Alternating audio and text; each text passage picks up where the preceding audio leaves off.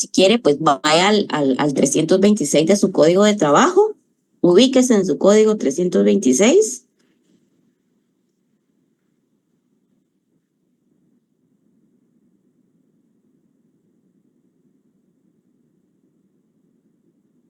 ¿Ya los tiene?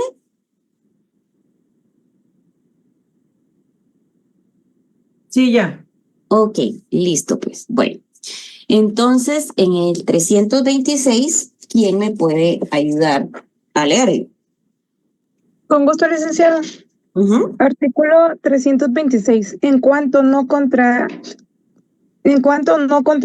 el texto y los principios procesales que contiene este código, se aplicarán supletoriamente las disposiciones del Código de Enjuiciamiento Civil y Mercantil y de la Ley Constitutiva del Organismo Judicial. Si hubiera omisión de procedimiento, los tribunales de trabajo y previsión social están autorizados para aplicar las normas de las referidas leyes por analogía, a fin de que pueda dictarse con prontitud la resolución que decida imparcialmente las pretensiones de las partes. Las normas contenidas en este título se aplicarán a su vez si no hubiera incompatibilidad en silencio de las demás reglas del presente código. Ujú. Muy bien, entonces si usted se da cuenta, ¿por qué es que insisto en realmente que puedan ustedes venir y puedan actualizar no solamente nuestro código que pertenece al curso, sino también al Código Procesal Civil y Mercantil?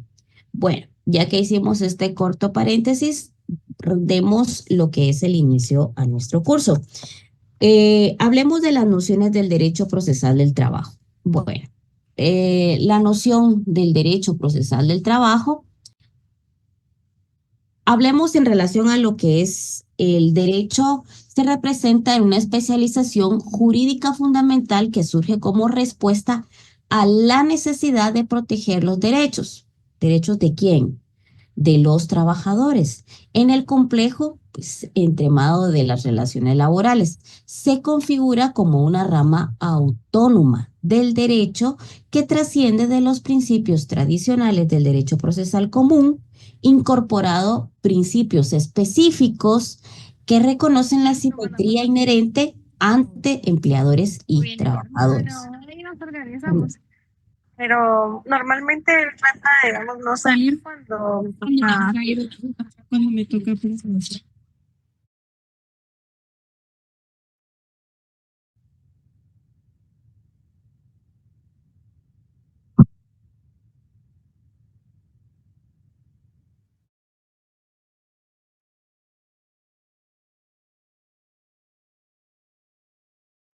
No se le escucha, licenciada. Ok, ¿me escuchan ya? Sí, ahorita sí. Ok, bueno, entonces, por ejemplo, para los que tengan el libro va a ser mucho más práctico. ¿Por qué? Porque al finalizar, en mi clase, para irles ayudando, para irles aportando para su examen parcial, yo elaboro un cuestionario, alrededor de 5, 7, 10 preguntas, que es de los temas que normalmente pues nosotros vemos en clase, pero eso lo vamos a ver al final. Hoy se los pongo de primero para que ustedes lo puedan ver. Pero ¿cuál es la finalidad? Que obviamente retengamos lo que nosotros miramos en clase para que nuestro examen final pues solamente le demos una repasadita y no sea tan complicado, no sea difícil, ¿verdad? Entonces ya prácticamente sea solamente de darle una pequeña lectura porque nosotros ya lo manejamos. Cuando nosotros estudiamos y memorizamos, les apuesto 2 semanas y se nos olvida, pero si lo logramos entender es totalmente diferente. Entonces, preparo alrededor después de cada clase de 5 a 7 preguntas en cada clase. Y estas preguntas, por favor, vayan guardándolas. Para los que tienen el libro, las preguntas van a ser mucho más fácil porque los van a poder contestar sin ningún problema. Eh, la ventaja de que usted tenga el libro es que, por ejemplo, no tiene la necesidad de qué dijo, la presentación no me la compartieron, no tengo las presentaciones, no tengo los puntos. Usted tiene ahí pues obviamente la información y vamos a ir incluso pues haciendo relación con lo que vemos en el libro. Si no tiene su código de trabajo, pues puede anotar en el libro porque sí vamos a utilizar mucho nuestro código para poder entender. En relación a lo que es la noción del derecho procesal del trabajo, en el ámbito probatorio del derecho procesal del trabajo representan las particularidades significativas. Se establece una distribución especial de la carga de la prueba. Perfecto. Recordemos, aquí el libro me está hablando de la carga de la prueba. Recordemos que nosotros, cuando nos hablan de la carga de la prueba, ya manejamos ese punto en cierta manera. Vámonos al área sustantiva. Así como les pedí que por favor dividiéramos el código para poderlo entender, regresemos un poquito al área sustantiva. En la área sustantiva, ¿cómo puedo yo probar, por ejemplo, un contrato verbal o cómo puedo probar un contrato escrito? Esto ya lo vieron, solo vamos a ir repasando, pero vamos a ir, obviamente, enriqueciendo nuestro conocimiento. Pregunto, ¿cómo es que lo prueba? Cuando hablamos en relación a la carga de la prueba.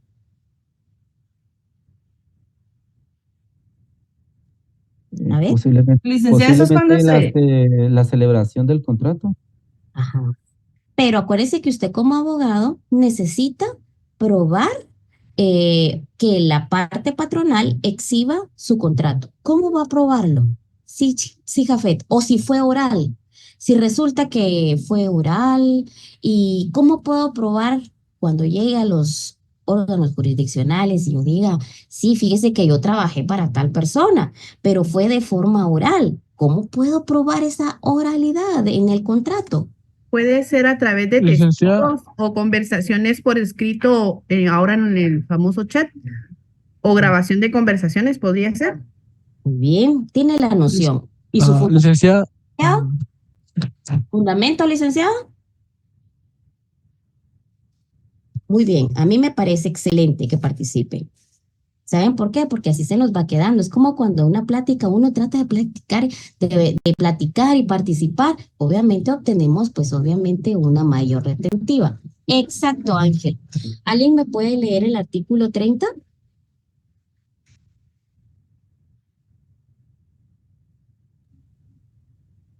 Artículo 30. La prueba plena del contrato escrito solo puede hacerse con el documento respectivo. Ok. A falta de esto, Pausa. Contrato escrito. Hágame favor, póngale el número 1, un numerito 1 arriba y subraye con un color verde o con el color que usted considere que es prácticamente como un título, ¿verdad? Entonces, donde diga contrato escrito, ¿sí? Vale, y póngale el número 1. Sigamos, por favor. la falta de este o la omisión de alguno de sus requisitos se debe imputar siempre al patrono y si a requerimiento de las autoridades de trabajo no lo exhibe, debe presumirse, salvo prueba en contrario, ciertas las estipulaciones de trabajo afirmadas por el trabajador. Ok, muy bien. Esa es la forma de que yo pueda, obviamente, demostrar lo que es el contrato escrito, ¿sí? ¿Quién lo tiene que presentar? ¿Quién lo tiene que presentar? ¿Quién lo tiene que El presentar? patrón. Siempre La parte es patronal. excelente. Ahora bien, si resulta que yo realicé un contrato verbal, ¿qué dice el segundo párrafo? Póngale en grande número 2, contrato verbal. ¿Y qué dice? El contrato verbal se puede probar por los medios generales de prueba y, al efecto, pueden ser testigos los trabajadores al servicio de un mismo patrón. ¿Ok? Entonces, ¿cómo puede ser demostrado? O sea, cuando usted llegue, porque acuérdese que ahorita estos semestres para usted ya no es aquello de que con 61 paso y gano, no. Con esto es lo que usted se va a ganar la vida y tiene que ir a saber cómo va a ir a defender a su cliente. O cuando llegue a su despacho, usted sepa cómo contestar. O bien, como les decía yo la vez pasada en la familia, a veces las mamás están orgullosas de los hijos y dicen, ay, mi hija es abogada, que le explique, ¿verdad? Que el vecinito, pues obviamente tiene algún pequeño ahí, una pequeña duda que le explique y usted no sabe. Entonces, es importante que desde ahorita usted vaya reforzando esas bases. Simple, en palabras sencillas, ¿cómo entonces puedo demostrar en la parte de la prueba, o sea, quién tiene la carga de la prueba en demostrar el contrato, que existió esa relación de trabajo en un contrato escrito? ¿Quién la La tiene? parte patronal, el Patrón. patrón. El Excelente. patrono. Pero resulta que yo tenía pues a mi empleada doméstica, por ejemplo, y con ella pues obviamente se acostumbra y es en base a la costumbre, ¿va? Ustedes no saca uno un contrato con todas las formalidades, sino que hace un contrato de forma verbal. Si esa persona, esa empleada doméstica, quiere ir a demandar, ¿cómo tendría usted, licenciado, que aconsejarle a ella que puede demostrar esa relación de trabajo, ese contrato? ¿Cómo lo demostraría? Artículo 19 de este mismo código dice que para que el contrato individual de trabajo exista y se perfeccione, basta con que inicie la relación de trabajo. Esa es para que se inicie. O sea, ¿cómo se inicia? Hágame favor, vaya a lavarme los trastos que están ahí, o hágame favor, sáqueme la primera fotocopia, hágame favor. Esa es la forma de inicio. Pero ¿cómo usted va a demostrar ese contrato verbal? Tiene que demostrar con pruebas. Con pruebas, prueba? pero sería una Testigos prueba de trabajadores. Puede ser testigos, depósitos. Declaraciones de las partes o declaraciones de testigos. Segundo Párrafo párrafo del artículo dice, 30. dice, ¿qué dice? ¿Qué dice? Simple, Por los medios generales de prueba. ¿qué dice? Que se puede probar por los medios generales de prueba y a efecto pueden ser testigos los trabajadores del servicio al servicio de un mismo patrono. De un mismo patrón. Entonces nosotros podemos probarlo por medio por testigos y obviamente si es de forma escrita, la obligación también la tiene el patrono, ¿verdad? Y es por medio del contrato que debe haber una copia en la Inspección General del Trabajo. Bueno, la carga de la prueba obviamente la tiene la parte patronal. El empleador. Cuando hablo del empleador, por lo general, cuando hablo del empleador, ¿cuál es el fundamento del empleador?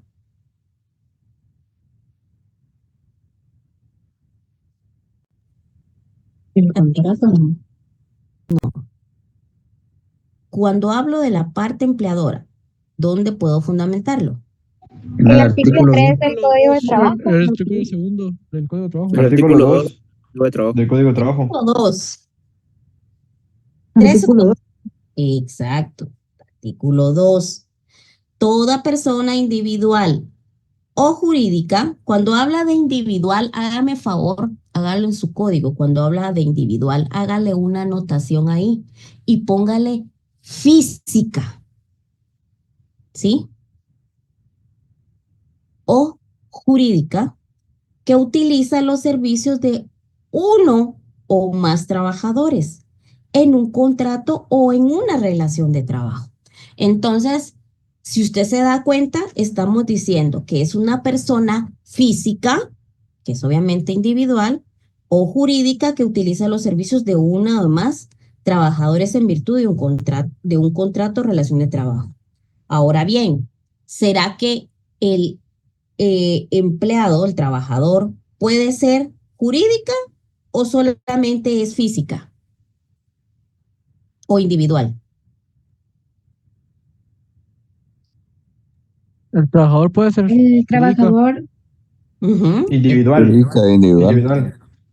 Es individual, que es una persona física, ¿verdad? Yo es una persona física en la cual adquiere la responsabilidad, el beneficio, así como todo un trabajador tiene un derecho, pero no solamente tiene un derecho, también tiene una obligación.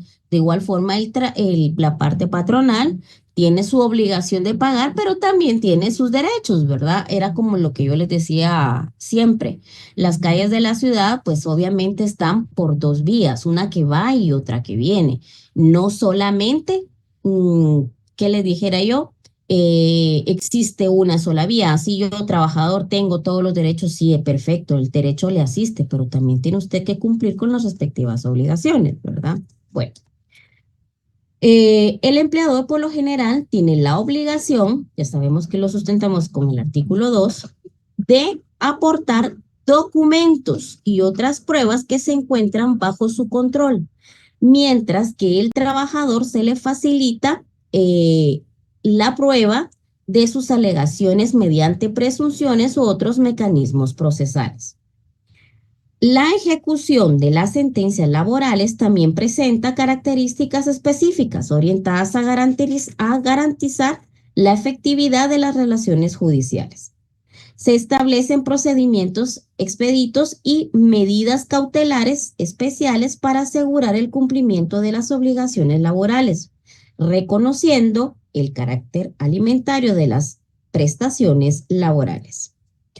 Es importante señalar que el derecho procesal del trabajo se encuentra en constante evolución, o sea, siempre hay reformas las cuales nosotros pues siempre debemos de estar al tanto, adaptándonos a las nuevas realidades laborales y a los cambios de las relaciones de trabajo.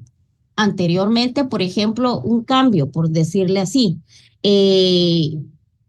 antes eran jueces unipersonales. Hoy por hoy, dentro de los juzgados, en cada juzgado de trabajo aquí en la capital, ya no son juzgados unipersonales, sino que son pluripersonales, ¿sí? Entonces, si usted se da cuenta, pues la forma, el derecho del trabajo, pues totalmente evoluciona. Es como decir anteriormente, antes existían los juzgados de admisibilidad, existía el juzgado primero de admisibilidad, el juzgado segundo de admisibilidad. Hoy por hoy, pues solamente existe un solo juzgado de admisibilidad, solamente que, pues obviamente es pluripersonal. A esos cambios, a las normas, pues obviamente tenemos que estar en constante, actualización. Anteriormente teníamos 6 salas y acaba de salir el último decreto donde fue publicado que la última sala se encuentra en Quetzaltenango y esa sala pues conoce casos de Quetzaltenango y conoce casos de Sololá. Pero cuando vayamos a ver los juzgados lo vamos a entrar a mayor profundidad, pero si ustedes se dan cuenta pues constantemente va evolucionando, no es exactamente lo mismo, ¿verdad? La incorporación de nueva tecnología, las modalidades de trabajo remoto y las transformaciones de la organización. Por ejemplo, la incorporación de nueva tecnología. Antes, si hablamos en el derecho procesal del trabajo, antes, ¿cómo se notificaba? Antes se notificaba, pues, lo que anteriormente decía el Código de Trabajo, ¿verdad? Se notificaba de forma física la sentencia, los autos, se notificaba. Había un montón, había una lista, la cual, pues, obviamente usted, vamos a ver si la tengo yo aquí a la mano. Denme un segundo.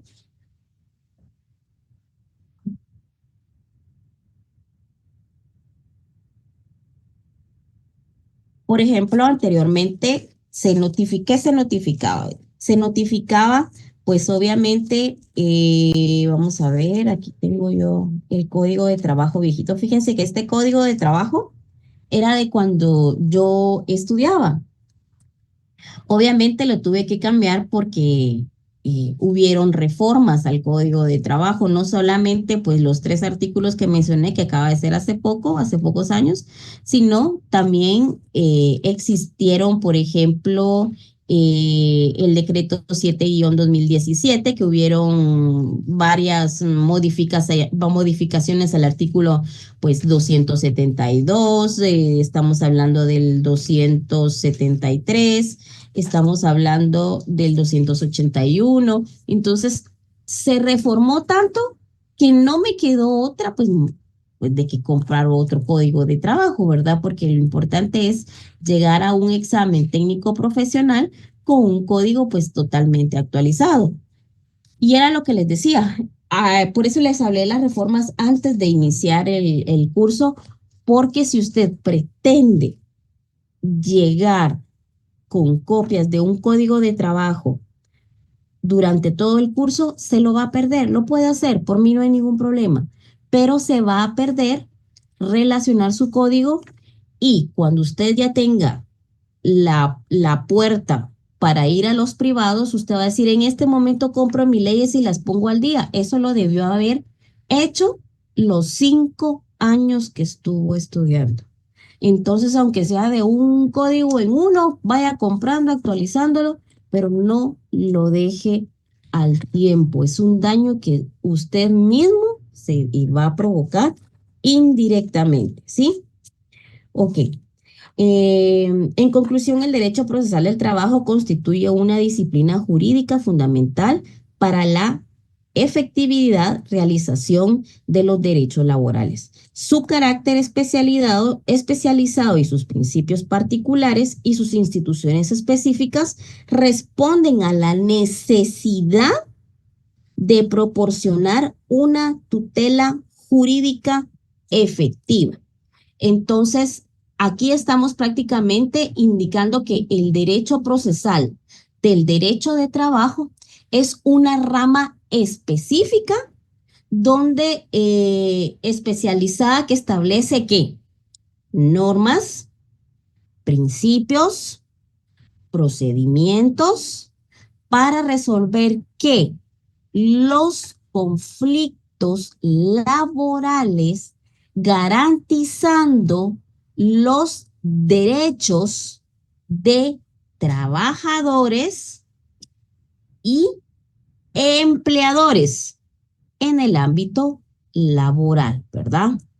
Judicial. Entonces, no solamente me está diciendo que es una protección directamente para el trabajador, sino me está diciendo que también es una protección para la parte patronal, ¿verdad? Porque aquí, si bien es cierto, es tutelar para el trabajador, pero no puede dejar desprotegido en ningún momento también a la parte patronal. Y vamos a ir avanzando de poco a poco y usted se va a ir dando cuenta de ellos. Bueno, hablemos en relación a lo que es la terminología.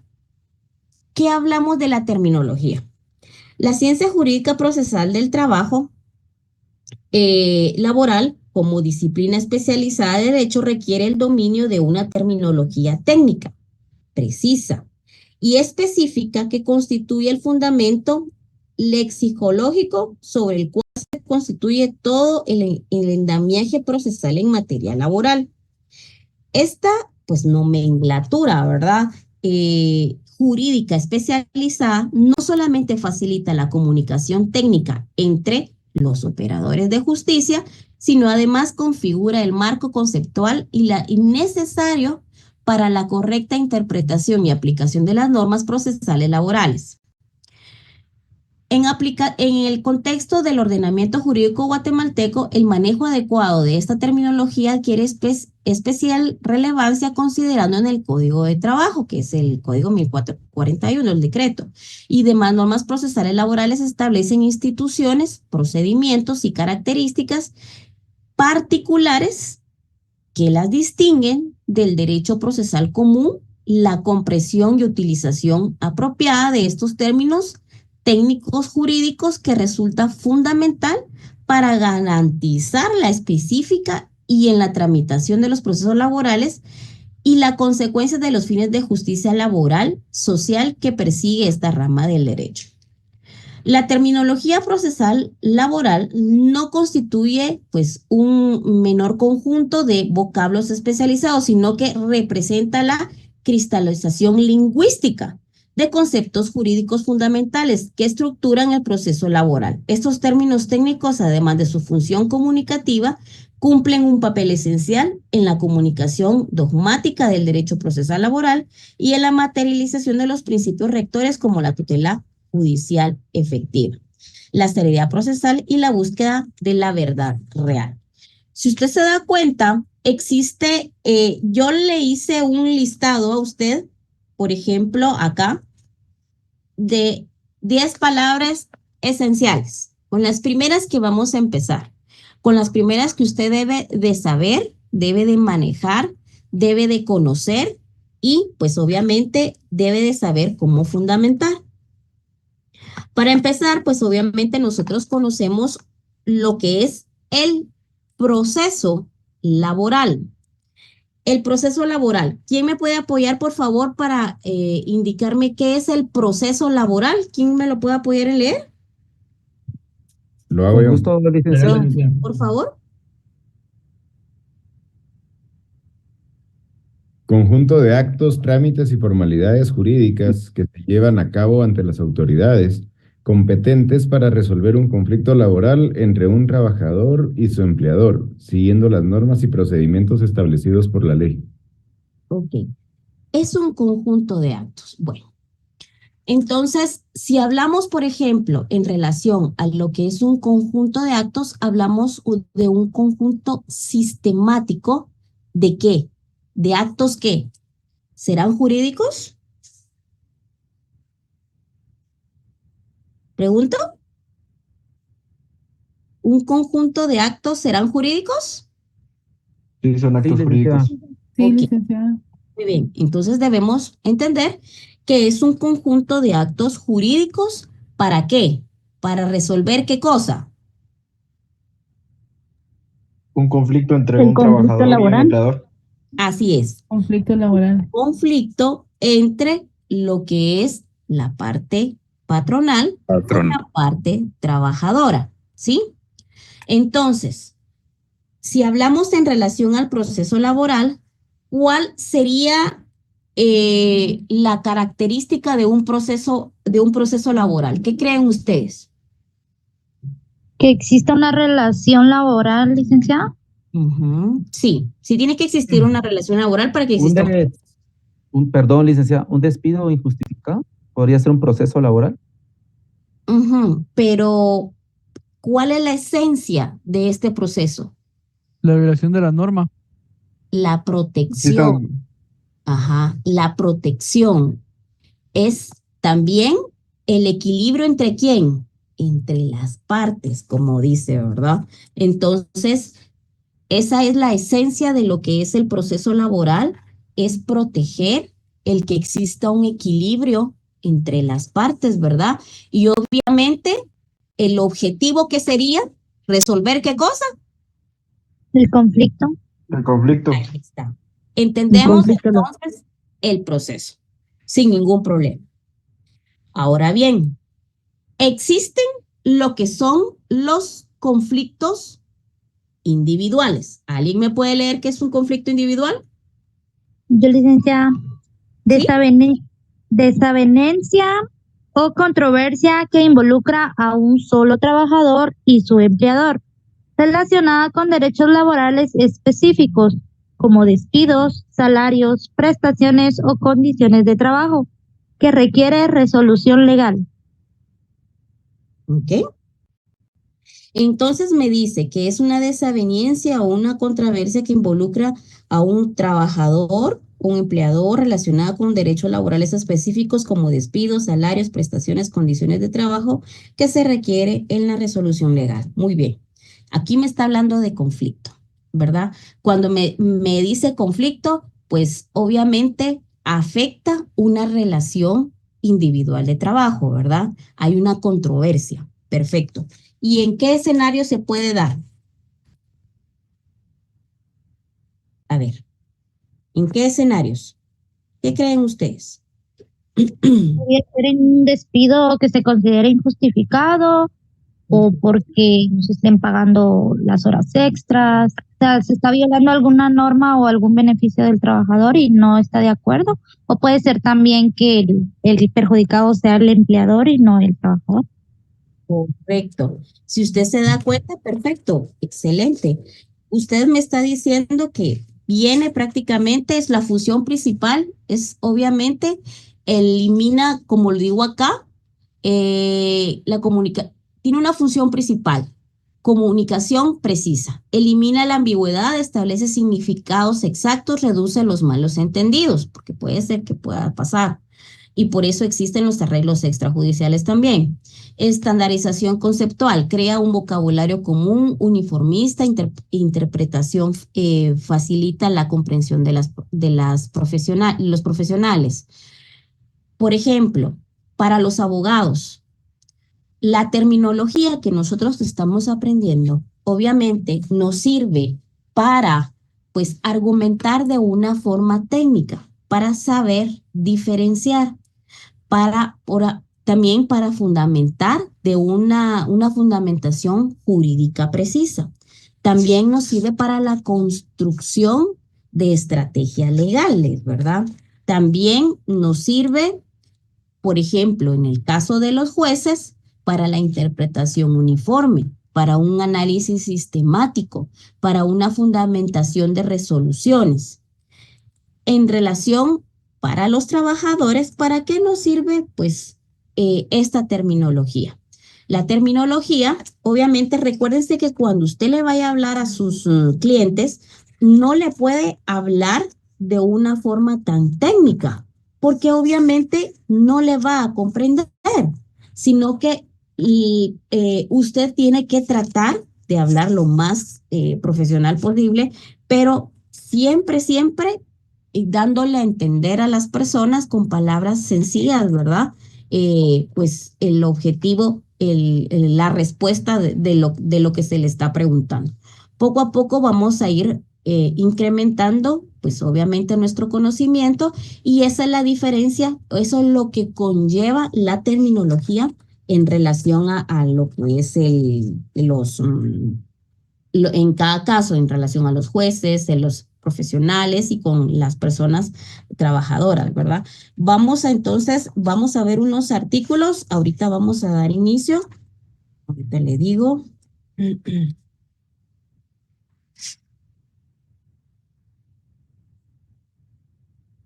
Y se posiciona, por favor, en el artículo 77.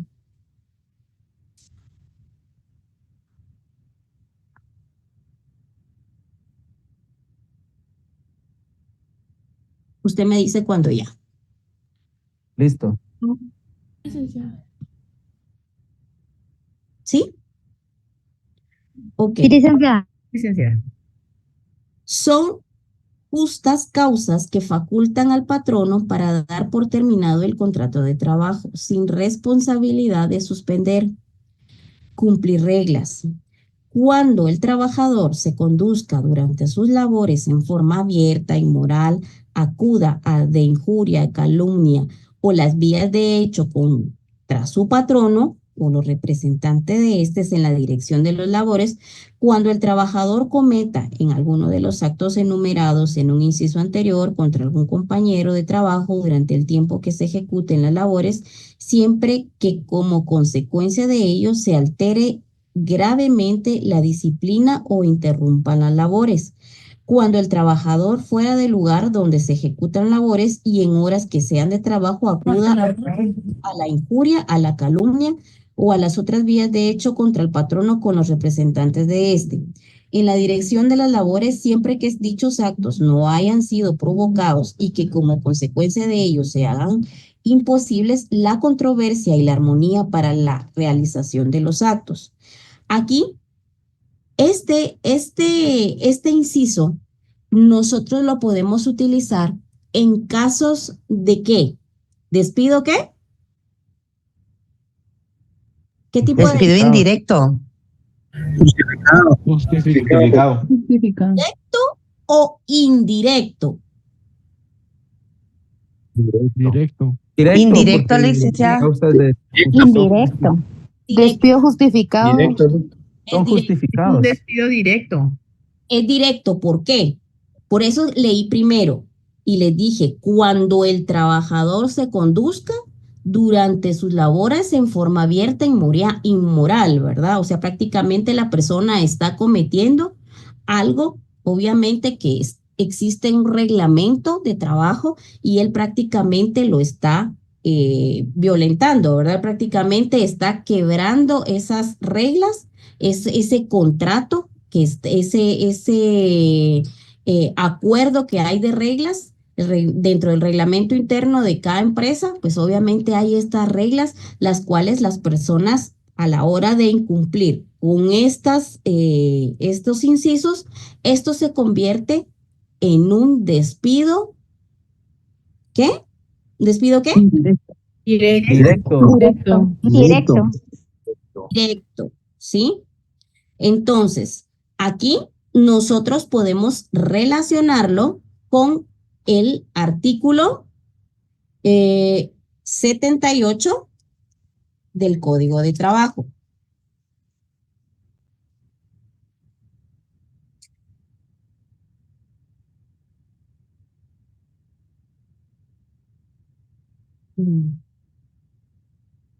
¿Sí? ¿Ya lo tiene? Sí, licenciada. Ya. En el 78 es totalmente diferente.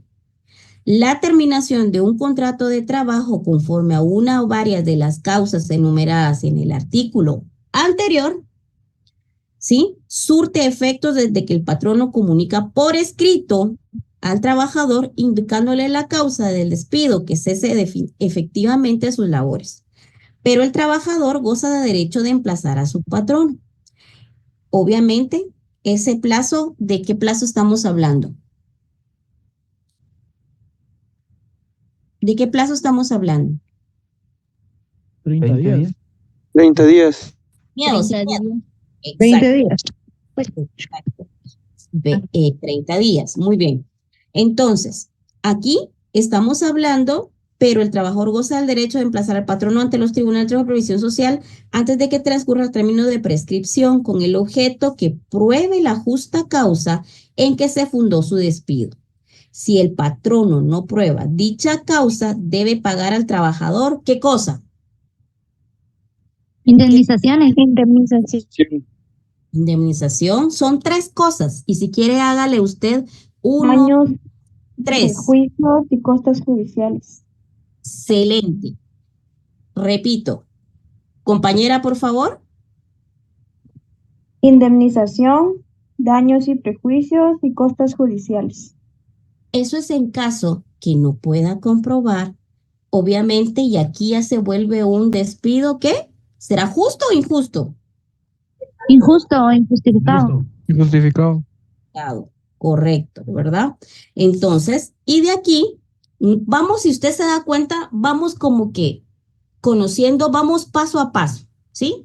Cuando hablamos del conflicto individual, ¿por qué se puede dar? ¿Por qué hablamos entonces? Hablamos de despidos, hablamos de salarios, hablamos de prestaciones, y aquí solamente estoy dando como que, a grosso modo. ¿Por qué? Porque prácticamente ustedes ya conocen, ustedes ya lo vieron, ustedes ya lo manejan. Yo únicamente estoy haciendo es un pequeño, ¿verdad? En el artículo 77, volver al artículo 77. Alguien creo que tiene el micrófono. Ángel, tu micrófono.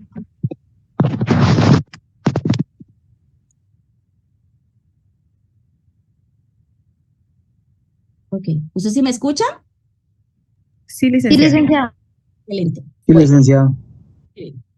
Entonces, resulta que si en dado caso esto fuera justo, entonces, ¿a qué tiene derecho?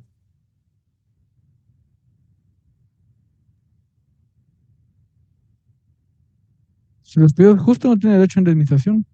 Solo se le liquida su tiempo. En este caso sería prestaciones irrenunciables, ¿Y no se le licenciado. paga nada más? Solo su tiempo laborado. ¿Fundamento? Con fundamento en mano. A ver, ustedes pueden. Acuérdense que yo los quiero preparar para que usted de aquí me diga, mire, licenciada, yo me puedo examinar sin ningún problema mi examen técnico profesional porque aprendí. A ver, fundamento, usted puede. Yo confío en ustedes. ¿Cuál es? El artículo 260, ¿no? Excelente. ¿Qué dice? Dice los derechos de los trabajadores para reclamar contra su patrono en los casos de despido o contra las correcciones disciplinarias que se le apliquen, prescriben en el plazo de 30 días hábiles, contados a partir de la terminación del contrato o desde que se le impusieron dichas correcciones respectivamente. Pero ¿cuáles son lo que, ese es el plazo para emplazar, pero ¿cuál es o sea, qué es lo único que sí esta persona tiene derecho únicamente? Que prácticamente llegó en estado de ebriedad, que se comportó de una forma inmoral con sus compañeros. Entonces, ¿a qué tiene derecho? A las ¿Será que se va con las manos vacías o tendrá A las derecho? irrenunciables. A las irrenunciables. Hoy sí. Y unos cuantos articulitos por ahí lo van a encontrar, aparte de lo que dijo la licenciada Karina. ¿Cuál es entonces ese artículo? El artículo 79, que No. son causas justas que facultan al empleador. Vamos en el 77. Miren, pues, vamos paso a paso. Resulta que esta persona vino, se conducía durante sus labores en forma abierta, inmoral y pues obviamente inadecuada, ¿verdad? Entonces, en este caso, ¿a qué él podría tener derecho como abogado? A ver, licenciado Eric, por ejemplo, usted es el abogado y yo le digo, mire, fíjese que me dijeron que yo me comporté de forma inmoral, licenciado Eric, y fíjese que, ¿a qué tengo derecho? ¿A qué podría tener derecho? ¿A las qué? Indemnizaciones. ¿Será que puedo tener derecho a indemnización? Prestaciones. A las Prestaciones irrenunciables. laborales. Muy bien. ¿Fundamento? Licenciada, el artículo 82 también que nos habla de las indemnizaciones de un mes de salario por cada año de servicio continuo. No. Vámonos al 264. ¿Qué dice el 264? Salvo disposición en contrario, todos los derechos que provengan directamente de ese código, de sus reglamentos o de las demás leyes de trabajo y previsión social. Prescriben en el término de 2 años. Este plazo corre desde el acaecimiento del hecho u omisión respectivos. Entonces, a la persona que se le tendría que pagar su aguinaldo, que es un derecho, sus bonificaciones. 14 y vacaciones.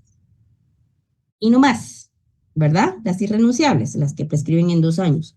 Ahora bien, tenemos el otro escenario, que realmente el patrono no pudo comprobar lo que él nos estaba diciendo, que era lo que yo les decía. Entonces aquí sí es totalmente diferente.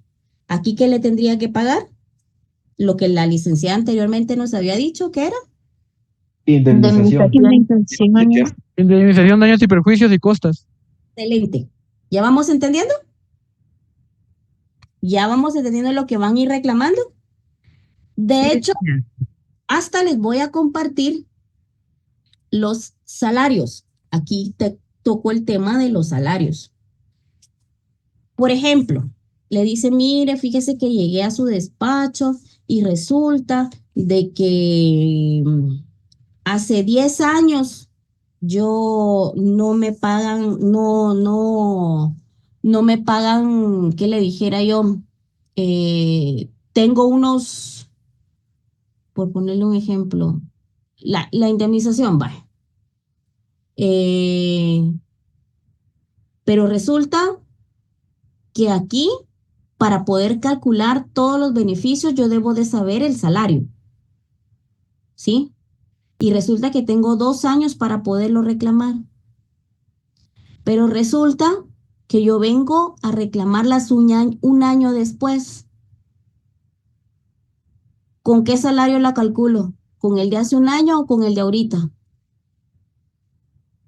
El de ahorita. El de hace 1 año. De hace 1 año.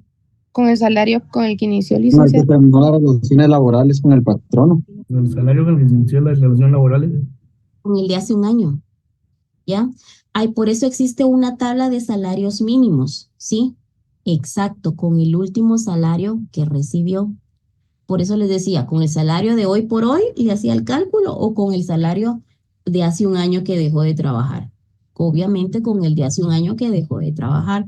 Les voy a compartir tengo una tabla de todos los salarios mínimos en forma ordenada, porque eso le va a servir a usted para, pues obviamente para exigir, para sus memoriales y para poder solicitar pues algún tipo de beneficio para sus clientes. Bueno, ahora bien, ya tenemos el despido directo, el directo, indirecto, ¿verdad? El directo que es obviamente justo, el indirecto que obviamente es injusto, ¿verdad? Y pasamos al tercer punto, que es el indirecto. ¿Sí? ¿Vamos? Llevamos 3. Váyase al artículo 79.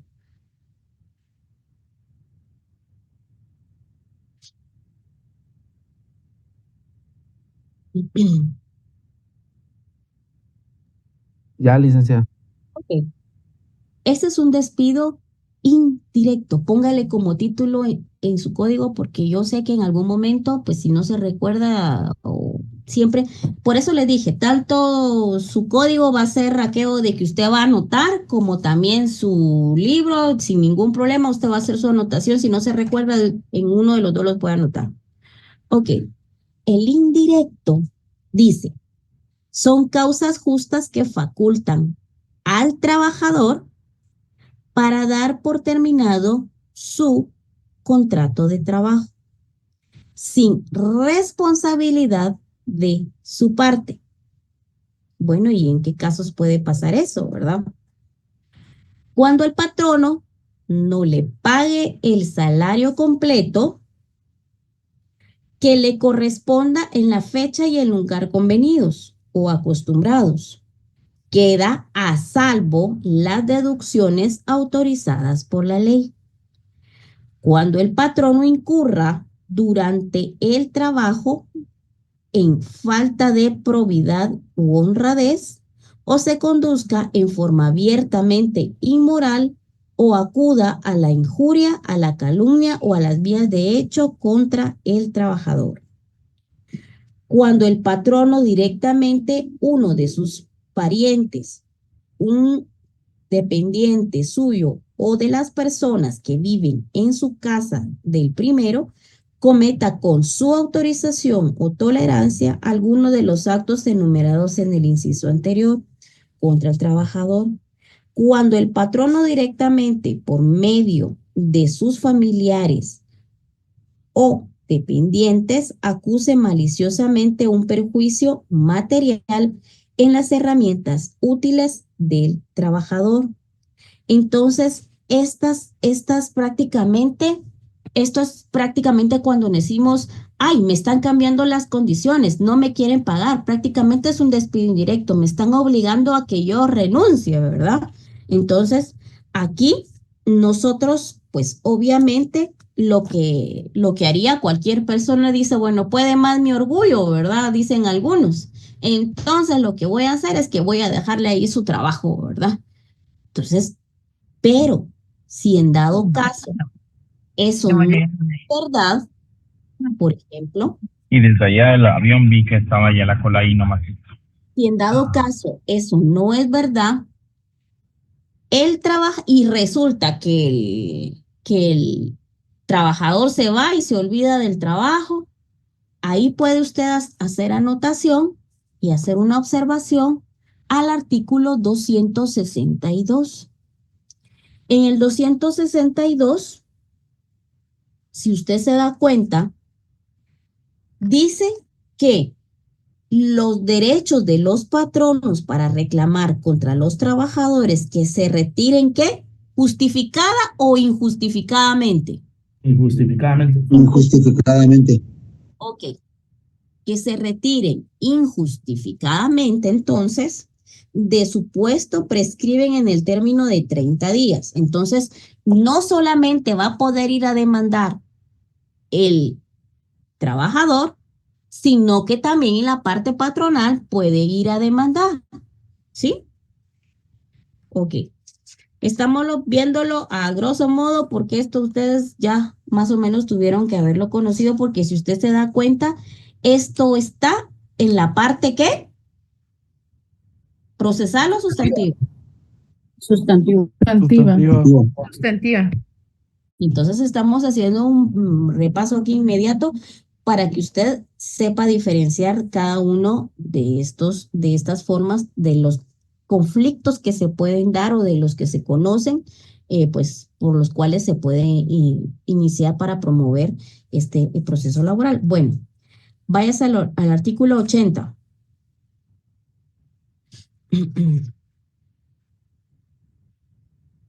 ¿Me dice cuándo ya? Ok. Ya. Aquí estamos hablando de un abandono injustificado de labores. Abandono injustificado de labores. La terminación del contrato conforme a una o varias de las causas enumeradas en el artículo anterior constitutivas de despido indirecto surte efectos desde que el trabajador la comunica al patrono, debiendo aquel en este caso cesar inmediatamente y efectivamente en el desempeño de su cargo. El tiempo que utilice para la entrega pues no se considera comprendido entre la relación laboral, pero el patrono debe remunerar al trabajador de acuerdo con el salario que a éste le corresponde. El supuesto anterior, el patrono goza de derecho de emplazar al trabajador, el patrono goza de derecho de emplazar al trabajador ante los tribunales de trabajo y previsión social antes de que se transcurra el término de prescripción, con el objeto de probarle que abandonó sus labores sin causa justa. Vamos a ir un poquito más rápido porque ya solo nos quedan 20 minutos. Váyase al artículo número 83. Ahí póngale como título renuncia. Renuncia. ¿Ya? El trabajador que desee dar por concluido su contrato por tiempo indeterminado, pues obviamente tiene fecha de inicio, pero no tiene fecha de finalización, sin justa causa o determinado únicamente por su propia voluntad y una vez que haya transcurrido el periodo de prueba, debe de dar aviso al patrono de acuerdo con las expresamente se estipule en dicho contrato o su en defecto de conformidad con las siguientes reglas. Entonces, sí existe una regla. No prácticamente puedo agarrar mis cosas y puedo irme, ¿verdad? Entonces, ¿cuáles son ese tipo de regla? Simple, hay cuatro formas. Si la persona tiene de 3 meses a 6 meses, obviamente, de servicios continuos, con una semana de anticipación, tiene que avisar, debe de renunciar. Eso está conforme a la ley. Después de 6 meses de servicio continuos, pero menos de un año, con 10 días de anticipación, la persona debe de renunciar. Después de un año continuos, pero menos de 5 años, lo debe de hacer con 2 semanas de anticipación. Y si tiene pues más de 5 años, lo debe de realizar con 1 mes de anticipación, ¿verdad? Y de ahí pasamos al artículo número 85.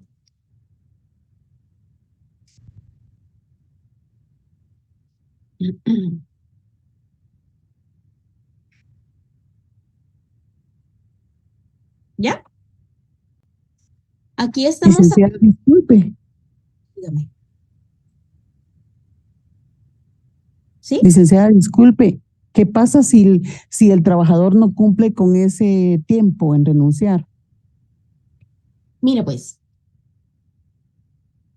prácticamente si el patrono indica que abandonó el trabajo sin una justa causa para poderse ir, el patrono puede demandarlo. Pero, según la ley, nosotros debemos de cumplir con lo que está establecido acá. ¿Por qué? Porque prácticamente nosotros contamos con una responsabilidad en cada lugar de trabajo.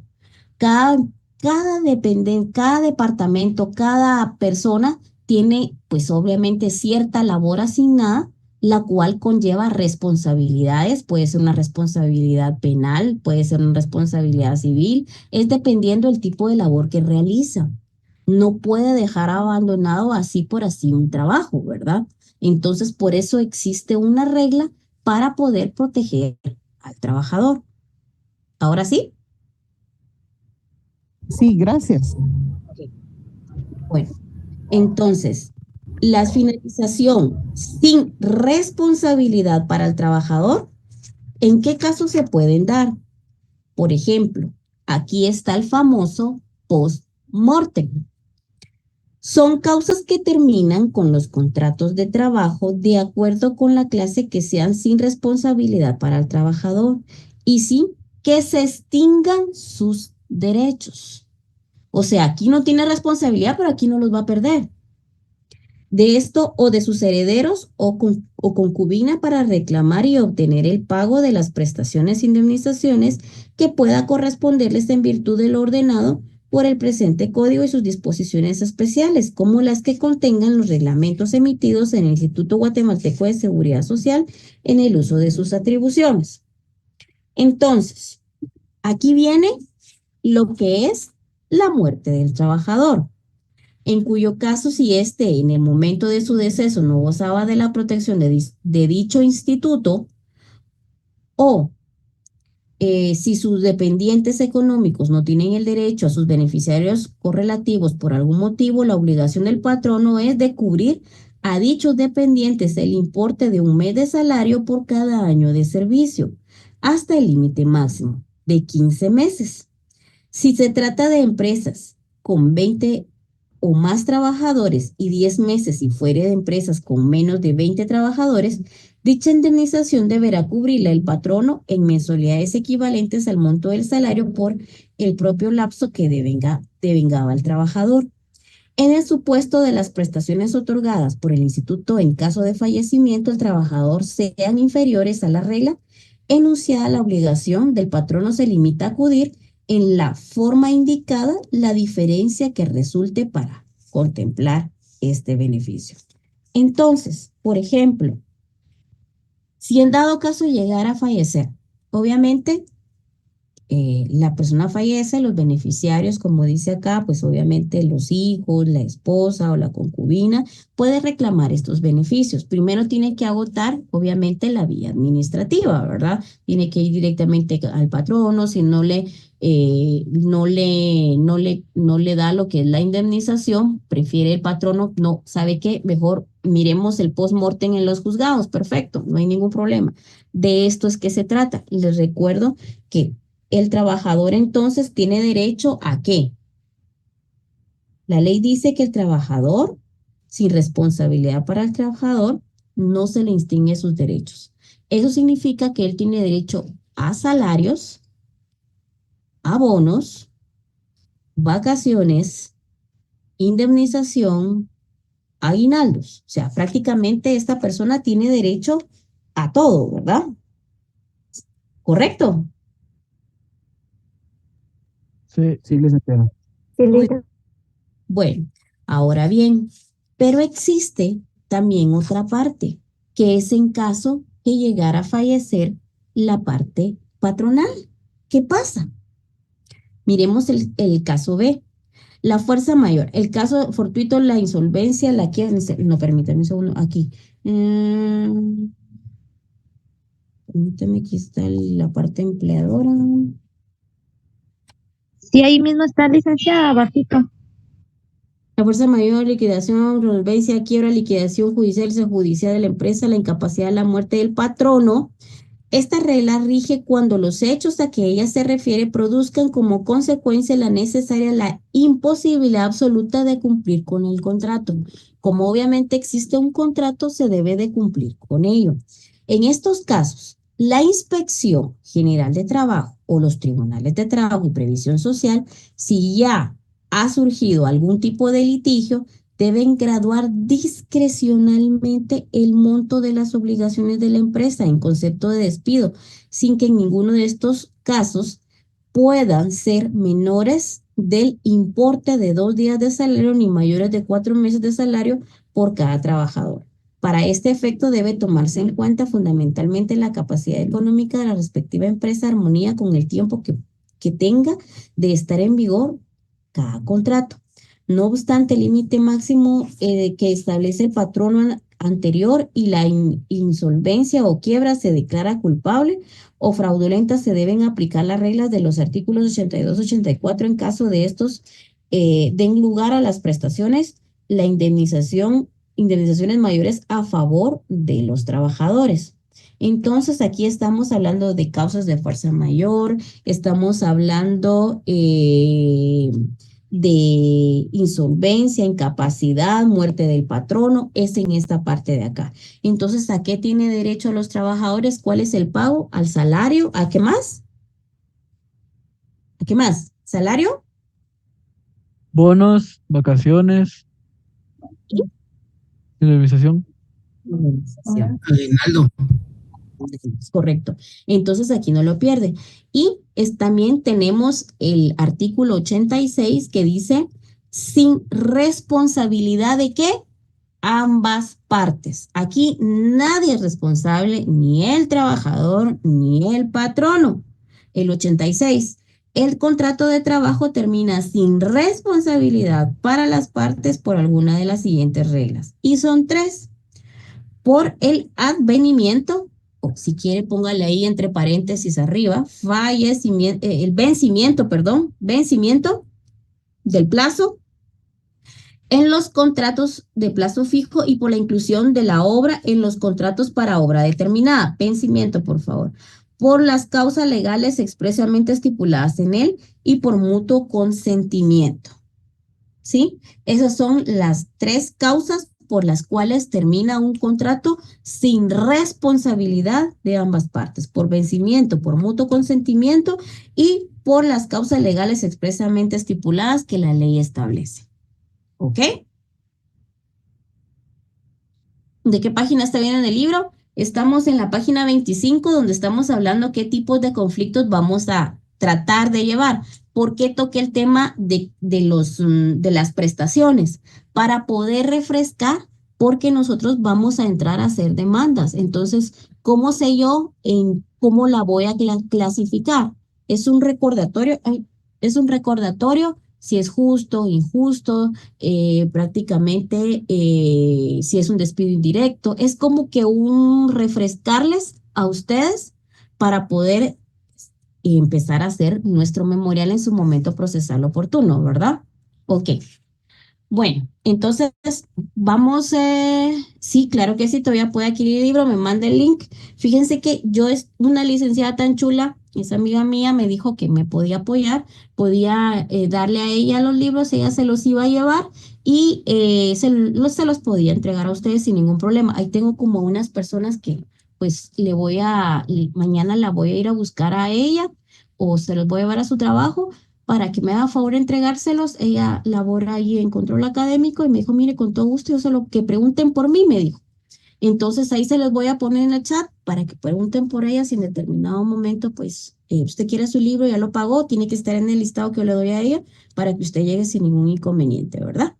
Ok, bueno, entonces estamos, si se da cuenta, aprendimos en relación a, permítanme, hágame favor, no sé si le pueden, hacemos 2 cosas, o le toman una captura de pantalla o se las pongo en el chat del grupo. ¿Qué quieren? En el chat, licenciada. En el chat, por favor, clica. Por favor, licenciada. Vamos a ir haciendo este cuestionario. En su libro va a encontrar la respuesta sin ningún problema. Va a ser mucho más fácil. Entonces, ¿por qué? Porque vamos construyendo un cuestionario, el cual usted no le va a ser difícil estudiar y pues usted poco a poco va a ir mejorando su conocimiento. ¿Ok? Entonces, ¿alguien tiene alguna duda? Ya que nos quedan 9 minutos. ¿No? Les agradezco por su tiempo. Entonces, estamos el día miércoles. ¿Qué manda?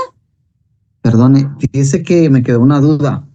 Cuando se refería a la terminación del contrato sin participación directa o responsabilidad directa, mejor dicho, del trabajador, ahí también se incluye que como no lo leímos, me queda la duda.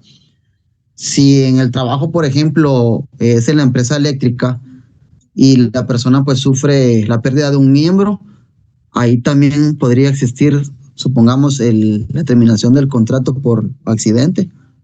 Ahí existe algo que se llama vejez, validez y sobrevivencia, ¿sí? Que es el IBS. Ahí vamos a llegar a ello, pero más adelante, porque sí lo vamos a ver. De hecho, hasta miramos lo que es el contencioso administrativo, que tampoco es de este curso, pero sí trato como que de actualizárselo, pero no se preocupe. Vamos a ver el IBS, con lo cual usted puede, pues, pedir lo que usted me está diciendo, ¿sí? Gracias, licenciada. Ok, listo pues. Bueno, ha sido un gusto entonces, los dejo descansar, nos miramos el día miércoles y les voy a dejar un cuestionario ahí entonces para que sigamos avanzando, ¿sí? Ok, feliz noche. Licenciada, disculpe. Gracias, licenciada. Que me quedé con la duda del mensaje que acaba de escribir mi compañero Marvin. Yo también tengo esa duda. ¿De qué?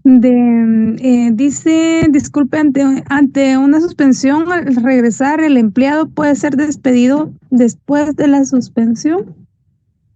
Es como un despido indirecto, ¿verdad? Por ejemplo, le doy un ejemplo. La persona trabaja en ventas, ¿verdad? Y estuvo suspendida mucho tiempo por parte del IX.